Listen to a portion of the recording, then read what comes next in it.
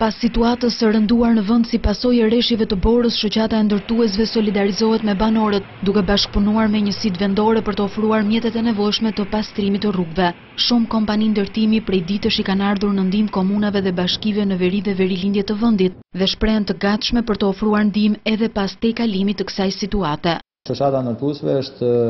shumë e gatshme që në çdo thirrje të pushtetit vendor, edhe të pushtetit qendror, qeverisë qendrore, të jap ndihmës, qoftë edhe në një plan më detajuar siç mund ta ketë menduar qeveria, për të vënë në dispozicion gjithë asetet e mundshme të saj në ndihmë të këtyre zonave, këtyre familjarëve, të cilët në këtë moment kanë nevojë për ne. Dhe pas kalimit të situatës emergjente, do ketë nevojë për shumë ndërhyrje të tjera të cilat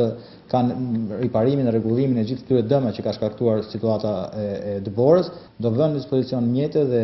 fuqi njerëzore për të përballuar edhe zgjidhjen e situatës post-krizë. Pak ditë më parë, Ministria e Brendshme vuri në dispozicion një fond të posaçëm për të kontraktuar kompani private me qëllim pastrimin dhe hapjen e rrugëve nga Bora, por rreshtet e dëndura dhe të vazhdueshme kanë bërë që shumë zona të mbeten të izoluara.